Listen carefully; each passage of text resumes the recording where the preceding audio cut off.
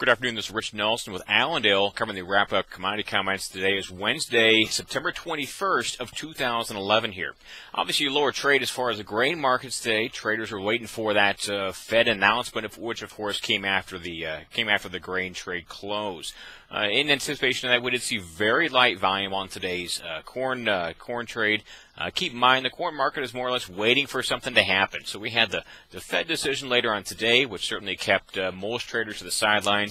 Second issue is, for yet another day, we did not get any type of confirmation of that Chinese corn buying. Now, as we've said before, if it's actually going to happen, we could have as much as a week delay from initial start of these China corn buying rumors to actually when it may be confirmed. So certainly there's some speculation of whether that may or may not actually happen. And also the traders they're wanting something right now. They want a confirmation right now if it is going to happen. So certainly that's another issue here why we didn't see much interest on today's trade. As far as corn, down about 4.5 cents by the day's close. As we led into the Fed decision, traders were just a little concerned about what they may or may not say, and we'll cover that here in just a little bit. As far as news specific to corn, we did have the weekly ethanol numbers showing 871,000 barrels per day was the pace for last week.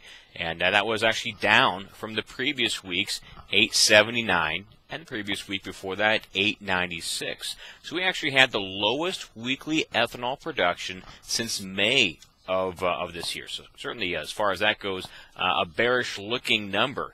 But keep in mind, actually in September we do usually have downtimes in the ethanol industry and those issues here as they wait for this new crop to start coming in and filling their own bins. Believe it or not, since September 1st, which is the start of the new marketing year, ethanol production is actually 2% higher than last year.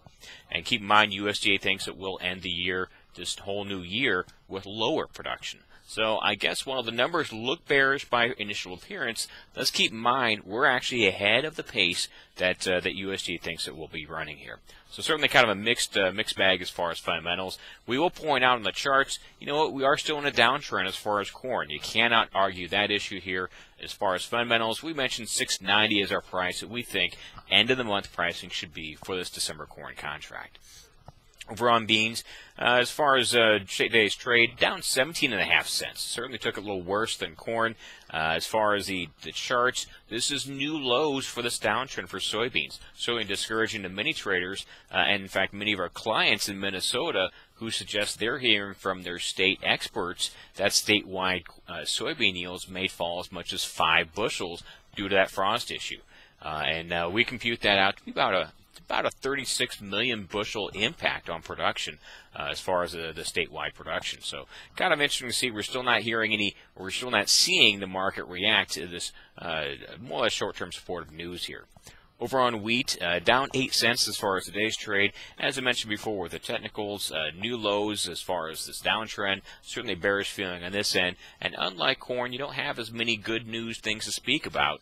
While we can argue there will be a spring wheat revision lower on next week's annual small grains summary report, it's obvious that that should be offset by a further revision lower on USDA's ethanol or USDA's export expectations. So as far as that goes, not too much to speak of there. After the close, the Fed did come out with their announcement. They're going to do about a $400 billion program where they are going to simply shift the balance sheet of what they have as far as their debt they're holding. And as far as what that means, they'll be selling a large chunk of their portfolio, which is mainly short-term securities, between 1 and 2 years type products, and they'll be buying products 5 years on out, with an emphasis on the 10-year products as well. Well, what that means is they're actually trying to buy these far deferred type of treasury products, treasury notes, treasury bonds, in order to lower interest rates. Interesting note about this interest rates for instance, the 10-year treasury notes, currently just under 1.9%. January 1st this year, they're at 3.3%. Before the recession started, back in 2007, in fact, they were over 5% at one point. So it's kind of interesting to see their drive to lower rates to stimulate the economy is still not getting the job here done just yet. So the trade's hopeful that something will get done, but we'll have to wait as far as this actual impact and see how the trade relates to it. Over on livestock, we will note that hogs today up 25 cents in the October contract. We noted on a report here that we're looking for cash hogs to peak at some point this week. It may take as long as Friday. So cash hog prices were higher on Monday. They were higher on Tuesday. On today's midday report, though, for Iowa and Minnesota, cash hogs were down 55 cents. We wonder, is this the trend change we're starting to look at? Do we need to wait another day or two?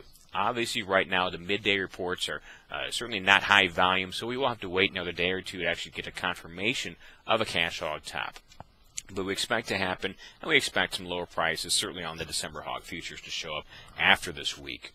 Over on cattle, up 55 cents as far as the October contract.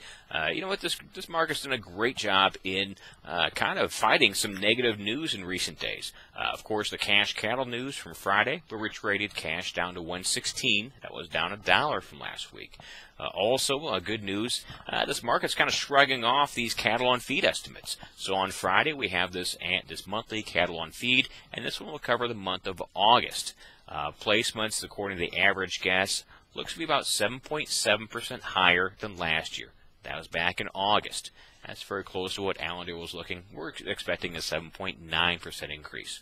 So good news here is the fact that, you know what, this market's already pricing in, or feels it's already priced in, this higher placement pace that's really went through maybe mid-August or so. And right now they're saying that we're getting ready for this big deficit in placements. They're going to happen in the months of October and November.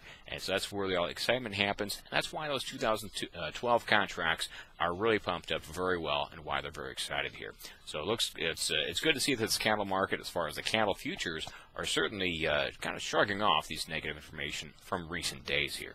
So overall, a lot of excitement going on. Let's take a look and see at what the reaction is to the U.S. dollar, and also to the U.S. stock index products, to see how they react to this Fed decision going into tomorrow morning's trade. If you have any questions about this, give us a call here at Allendale, 1-800-262-7538. Once again, that's 1-800-262-7538. This is Rich Nelson. Have a good trading day and a good trading week.